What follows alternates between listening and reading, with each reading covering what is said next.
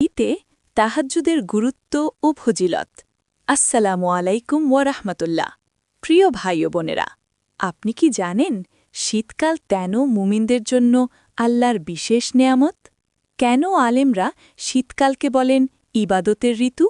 আর কেন শীতের রাতগুলো তাহাজ্জুদের জন্য সবচেয়ে উপযুক্ত?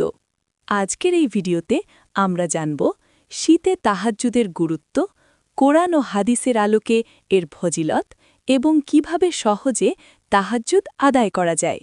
ভিডিওটি শেষ পর্যন্ত দেখুন, ইনশাল্লাহ আপনার ইবাদতের আগ্রহ বহুগুণে বেড়ে যাবে। শীতকাল মুসলমানদের জন্য আল্লাহর এক বিশেষ অনুগ্রহ। এই সময় রাত হয় দীর্ঘ, ঘুম থেকে ওঠা তুলনামূলক সহজ, চারপাশে নীরবতা ও প্রশান্তি থাকে। এই পরিবেশ মনকে আল্লাহর দিকে একান্তভাবে নিবদ্ধ করে।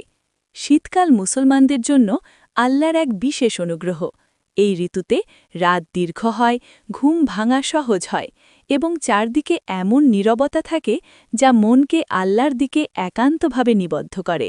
আলেমরা এই কারণেই শীতকালকে ইবাদতের ঋতু হিসাবে অভিহিত করেছেন।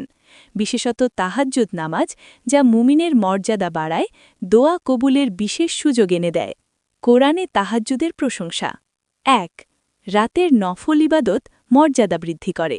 আল্লাহ তাআলা বলেন, রাতের কিছু অংশে জাগ্রত থেকে তাহাজ্জুদ পড়ো, এটি তোমার জন্য অতিরিক্ত ইবাদত। আশা করা যায় তোমার রব তোমাকে মাকাম মাহমুদে অবস্থান দান করবেন। সূরা বনী ইসরাঈল ৭৯। এই আয়াত প্রমাণ করে যে রাতের সালাত বান্দাকে আল্লাহর নিকটে বিশেষ সম্মানের আসনে পৌঁছে দেয়। ২. মুত্তাকিদের গুণ। আল্লাহ বলেন, তারা রাতের সামান্য অংশ ব্যতীত ঘুমায় না। সূরা আয-যারিয়াত ১৭। এই আয়াতে রাতের সালাত মুত্তাকিদের অন্যতম বৈশিষ্ট্য হিসাবে তুলে ধরা হয়েছে। ৩. রাতের ইবাদতকারীর মর্যাদা আলাদা। আল্লাহ বলেন, রাতের বেলায় সিজদায় ও দাঁড়িয়ে ইবাদত করে যারা, তারা কি সমান হবে তাদের সাথে যারা তা করে না? সূরা আয-জুমার ৯। রাতের ইবাদত আল্লাহর কাছে বিশেষ মর্যাদার প্রতীক। হাদিসে তাহাজ্জুদের ফজিলত। ১.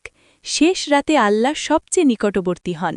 রাসূলুল্লাহ সাল্লাল্লাহু আলাইহি ওয়াসাল্লাম বলেন, আমাদের রব প্রতি রাতের শেষ তৃতীয়াংশে নেমে আসেন এবং ঘোষণা করেন, কে আমাকে ডাকবে যাতে আমি তার ডাকে সাড়া দিই?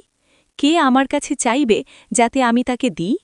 কে আমার কাছে ক্ষমা চাইবে যাতে আমি তাকে ক্ষমা করি?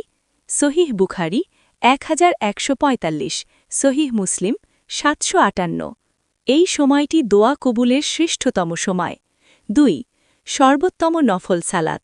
নবী সাল্লাল্লাহু আলাইহি ওয়াসাল্লাম বলেন, ফরজ নামাজের পর সর্বোত্তম নফল সালাত হল রাতের সালাত। সহিহ মুসলিম ১১৬৩। ৩. তাকওয়া, গুনাহ মাফ ও রোগ থেকে সুরক্ষা। রাসূল সাল্লাল্লাহু আলাইহি ওয়াসাল্লাম বলেন, রাতের কিয়াম ধার্মিকতার চাবিকাঠি, গুনাহের প্রায়শ্চিত্ত এবং শরীরকে রোগ থেকে রক্ষা করে। জামে তিরমিজি ৩৫৪। শীতকালে তাহাজ্জুদের বিশেষ সুবিধা। ১. রাত দীর্ঘ হওয়া। শীতে রাত বেশি দীর্ঘ হওয়ায় ঘুমোনো এবং আবার ওঠা সহজ হয়, ফলে তাহাজ্জুদের জন্য সময় বের করা কঠিন হয় না। ২. শীত মুমিনের বসন্তকাল। অনেক সালাফ বলেছেন, শীতকাল মুমিনের বসন্তকাল, কারণ দিনে রোজা রাখা সহজ, রাতে দীর্ঘ সময় ইবাদত করা সহজ। ইমাম হাসান বাসরি রাহমাহুল্লাহ বলেছেন, শীতের রাত দীর্ঘ, তাই তাহাজ্জুদের জন্য এটি সর্বোত্তম সময়। ৩. মন ও দেহে প্রশান্তি। শীতের নীরবতা ও ঠান্ডা মনকে সংযত করে। গভীর রাতের ইবাদত মনকে পরিশুদ্ধ করে, হৃদয়ে প্রশান্তি আনে। তাহাজ্জুদ পড়ার সহজ পদ্ধতি। ১. ঈশার নামাজের পর কিছুক্ষণ ঘুমিয়ে নিন। ২. প্রথমে ২ রাকাত দিয়ে শুরু করুন। ৩. নবী সাল্লাল্লাহু আলাইহি ওয়াসাল্লাম অধিকাংশ সময় ৮ থেকে ১৩ রাকাত পড়তেন। ৪. দীর্ঘ কিরাত না পারলে সংক্ষিপ্ত সূরা পড়লেও যথেষ্ট। ৫. রাতের শেষ তৃতীয়াংশ লক্ষ্য করুন, এই সময় দোয়া দ্রুত কবুল হয়। ৬. দোয়া করতে ভুলবেন না, এটি তাহাজ্জুদের মূল সৌন্দর্য। তাহাজ্জুদের সুফল।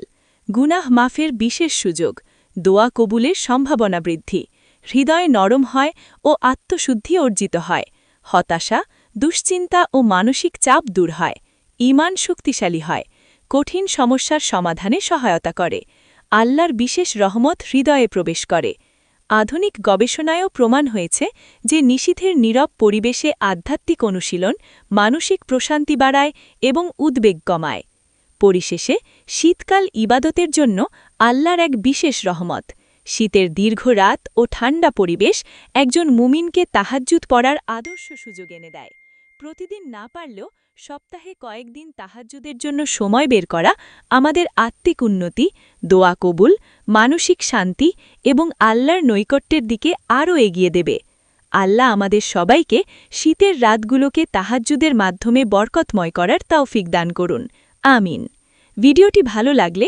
লাইক কমেন্ট ও শেয়ার করতে ভুলবেন না চ্যানেলটি সাবস্ক্রাইব করে আমাদের সাথেই থাকুন